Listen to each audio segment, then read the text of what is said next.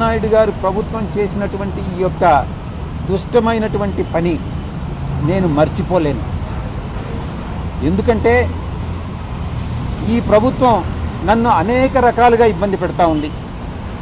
నా యొక్క ఆస్తి కానప్పటికీ కూడా, నా అల్లుడు ఆస్తి అయినప్పటికీ కూడా, నా వియంకుడు ఆస్తి అయినప్పటికీ కూడా భీమిలి విషయంలో కానీ మిగతా విశాఖపట్నంలో ఉన్నటువంటి ప్రాపర్టీస్ నాకు ఏమీ లేవు. విశాఖపట్నంలో ఒక అపార్ట్మెంట్ తప్ప నాకేమీ లేవు.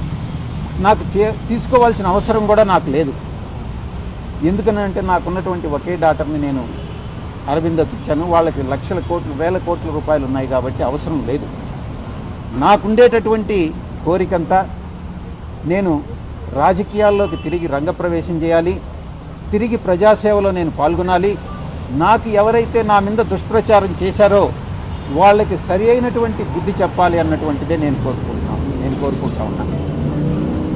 నేను ఒక్కటే చెప్తా ఉన్నా, చంద్రబాబు నాయుడు గారి ప్రభుత్వం ఒక దుష్ట ప్రభుత్వం.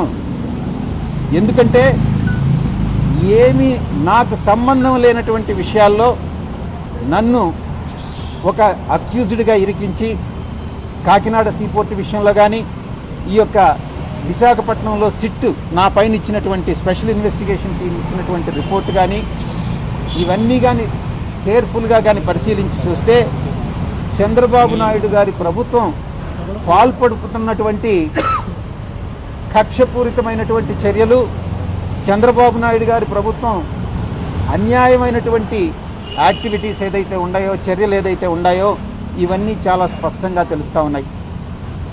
నేను సాయిరెడ్డి అనేటటువంటి వ్యక్తి వెనక్కి జంకేవాడు కాదు. ఏది ఏమైనా కూడా పర్వాలేదు.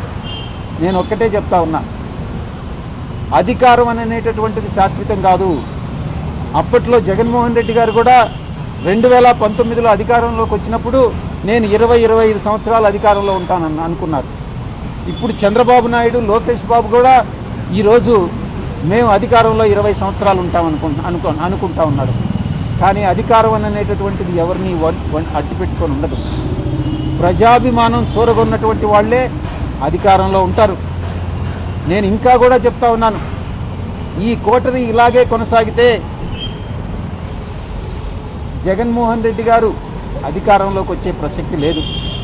ఈ యొక్క కూటమి అలాగే కొనసాగితే జగన్మోహన్ రెడ్డి అధికారంలోకి వచ్చేటటువంటి ప్రసక్తి లేదు.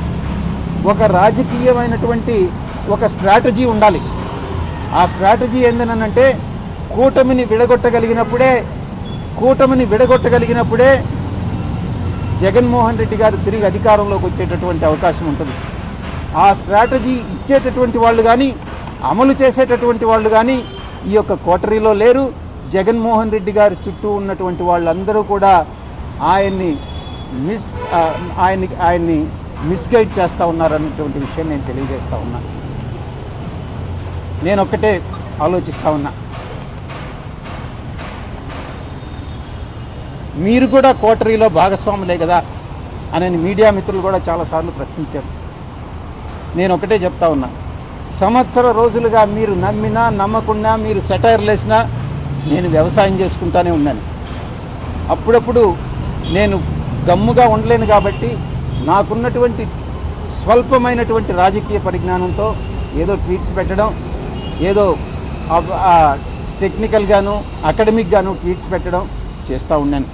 అంతేగాని నేను జగన్మోహన్ రెడ్డి గారిని విమర్శించడమో లేకుండా ఉంటే ఇంకొక రాజకీయ పార్టీని విమర్శించడమో నేను చేయలే. అయినప్పటికీ కూడా జగన్మోహన్ రెడ్డి గారే నన్ను విమర్శించారు. ఆయన నేను ప్రలోభాలకు లొంగానన్నారు. నేను అడుగుతా ఉన్నా, అదే ప్రలోభాలకు లొంగుంటే నేను ఈరోజు లక్షల కోట్లు ఆర్జించుండేవాడిని. నాకు అది నేను నమ్మినటువంటి ఆ వెంకటేశ్వర స్వామి సాక్షిగా చెప్తా ఉన్నా, ఎవరి దగ్గర విజయసాయిరెడ్డి డబ్బులు ఆశించి